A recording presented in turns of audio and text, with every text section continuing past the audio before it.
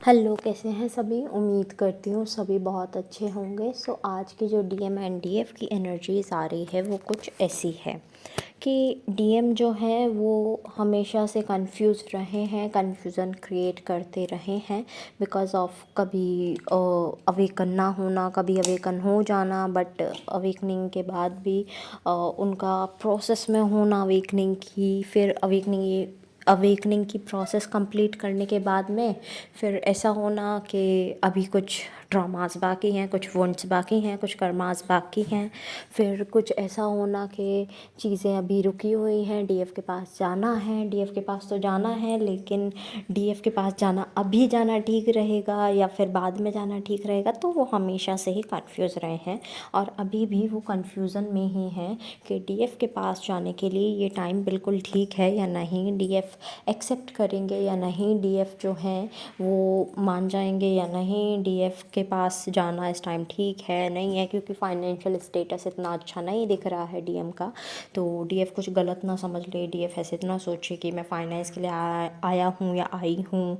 और एक रीज़न ये भी है डीएम का डीएफ के पास आने का कि फाइनेंस उनके अच्छे नहीं हैं। तो डीएम इस वजह से भी डीएफ के पास में आना चाह रहे हैं कि ठीक है, वहाँ से हेल्प मिल सकती है और शी इज़ और he is a simplest target जिसे बनाया जा सकता है, उनसे मदद ली जा सकती है। बट इस टाइम पर आपको जैसे कि बोला गया है कि आपको डीएम की मदद नहीं करनी है फाइनेंशियली और फिज़िकली, तो स्पेशली पहले आपका यूनियन अगर परमानेंट भी हो गया ना तो आई विल सजेस्ट यू 1 साल रहने दो। जब तक वो परमानेंट कमिटमेंट ना दे दें, शादी की कमिटमेंट ना दे दें, तो बिल्कुल भी उनके साथ फिज़िकल होने की ज़रूरत नहीं है, फिज़िकल इंटीमेसी की कोई ज़रूरत नहीं है। ठीक है, कम से कम भी 1 साल इफ़ ही और she is not giving you commitment, तो प्लीज़ आप दूर रहें उनसे। मतलब थोड़ा सा ऐसा हाय हेलो अच्छा रखें, कोई बात नहीं। अगर वो अच्छे से रह रहे हैं तो अच्छी बात है, और जो वो अच्छे से नहीं रह रहे हैं तो उनकी मर्ज़ी है। कुड नॉट पॉसिबल के ये मतलब कुड भी पॉसिबल कि ये परमानेंट यूनियन ना हो, टेम्प्रेरी वन हो, तो आप अकॉर्डिंगली ही आगे बढ़ें। ठीक है। और नेक्स्ट एनर्जी जो दिख रही है डीएफ की, ऐसे दिख रही है थोड़ा उन्हें माइग्रेन वगैरह दिख रहा है, माइग्रेन, सर्वाइकल, ये सारे पेन दिख रहे हैं, हेडेक बहुत ज़्यादा दिख रहा है। और it's all because of crown chakra. Crown chakra जो है इस टाइम बहुत फोकस में है, बहुत सारे लोगों की कुंडलिनी एनर्जी जो है एक्टिव हो रही है। तो कुंडलिनी एनर्जी के एक्टिव होने के थोड़े बिल्कुल जो बेसिक वाले होते हैं ना, कहते हैं बेसिक आपका सिम्टम दिखेगा, इट्स फीवर, कुछ डेज़ के लिए अनबियरेबल पेन, फीवर ऐसा दिख सकता है आपको बॉडी में, तो वो कुंडलिनी की एनर्जी होती है। तो ये सब दिख सकता है, हेडेक भी हो सकता है। ओके, तो ये भी एनर्जी दिख रही है। सारे चक्रास जो हैं इस टाइम पर फोकस में दिख रहे हैं। तो 7 चक्रा मेडिटेशन आप कंटिन्यू रखें, बिल्कुल भी स्किप ना करें। और आप वाटर इनटेक अच्छा कर लें, बिकॉज़ ऐसा दिख रहा था जो कि बहुत ज़्यादा रोने की एनर्जी, अनस्टेबल होने की एनर्जी, इमोशनली स्टेबल ना रहने की एनर्जी ऐसी दिख रही थी।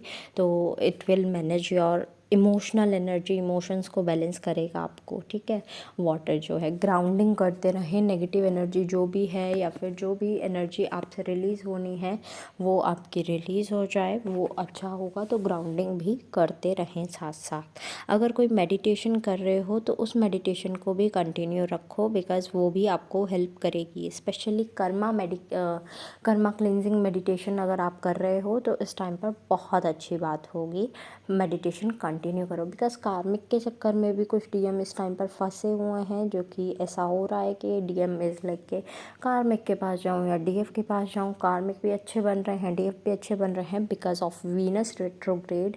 कार्मिक्स जो हैं वापस आए हैं, कुछ लोगों के, कुछ के एक्सेस वापस आए हैं। ऐसा सभी के लिए नहीं है, सभी ट्विन फ्लेम्स के लिए नहीं है, सभी जो बाकी जर्नीज़ में है सबके लिए नहीं है ये चीज़।